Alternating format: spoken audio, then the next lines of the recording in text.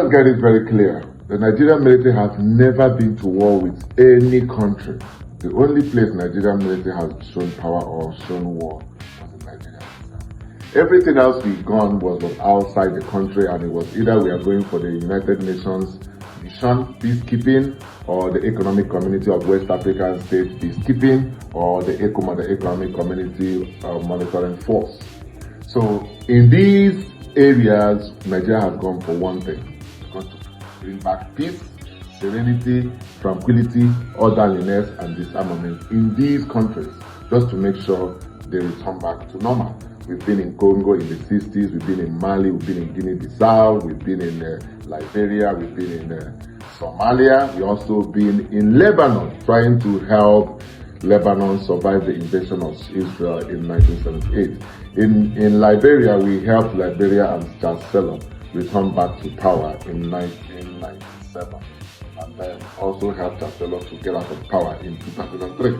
Okay, so it has always been going to help others, going to bring peace. Nigerian military was one of the powers that brought us the name Giant of Africa. So it was our military and our economic support in other countries, like in South Africa. Nigerians during the Obasanjo time raised over 10.5 million trying to help South Africa survive. And then they formed the tax, which is called the umbrella tax, creating the South African Relief Fund, of which every civilian in Nigeria was paying 2% of their salary to support those people. So you see that we could support economically and we could support military. That's the might we had. And that was why we are called Giant of Africa, because we're helping every other African country come to stability. And the question is, how come at this time we can't have our stability?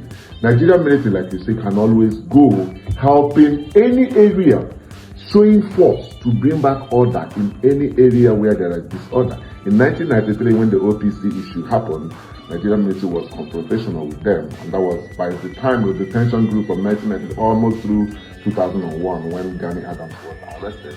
It was to bring order, and you could see what Obasanjo did within that period. Also, when the Ogoni massacre happened, it was because Kensa Oduwa people were agitating, and Abacha had to send the military to go and confront them, because at that time, the Ogoni people had already having confrontation with the police and the military.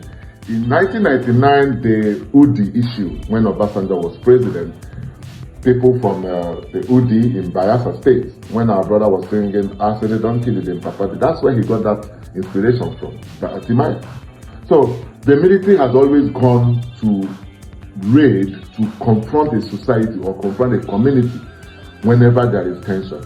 In 2001, the Zaki Abiam in Benue State, where people's houses were burnt and appraisals because 19 bodies of the military were discovered, and they were that some of the communities were fighting the military. The Nigerian military was out there trying to make sure they bring back peace. Fast forward 2015, when the Islamic movement of El Zazaki were confronting the Buhari and the Buratai convoy, what did the Buhari do? He sent out the military to bring order. In Zaria, people were killed. Over 100 people were recorded by the Amnesty International to have killed. That was Nigerian military trying to bring in order. Fast forward 2016, 2017, and 2019, when they were sending the military to Operation Python Dance, Operation Cross Right Tears Operation, whatever was happening in the southeast, confronting the IPOB, who were just carrying flags for them. When the military came, tried to bring order, they start carrying confrontations, right? So it is you seeing that the Nigerian military will always rush in and try to stop anything going haywire. Now you ask yourself what's going on right now. You ask yourself why can't. See what just happened in just a few days ago in Benin. Nigerian military went out there and immediately confronted the coup and brought back order in Benin. In 2002, when Burkina Faso was having a coup, the only challenge why Nigeria did not go was because the entire Burkina Faso country wanted Traore to be there. They wanted that coup. They wanted the civilian government gone, and they wanted their military with that man Traore to be in charge. So you can't come, that's the voice of the people, you can't fight them.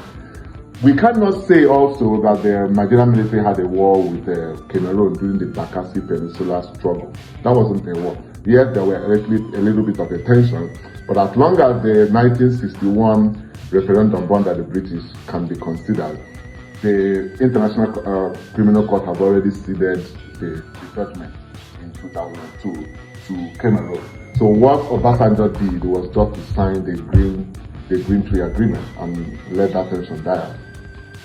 That wasn't a tension. That wasn't a war. So the only thing we have done is to fight ourselves, right? When the Chadian troops were taking back some part of Borno in 1983, Buhari led the troops that pushed back their military from taking over 19 islands because of the Lake Chad was drying up. They were trying to take some part of it.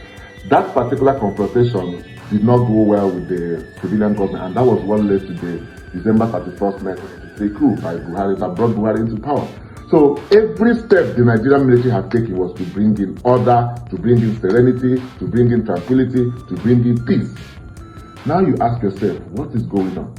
How come our mighty military, agile military, gallant military, cannot confront the seasonal insecurity we're having for the past 15 years, even when our military defense budgets have moved from 900 million to 1.9 trillion?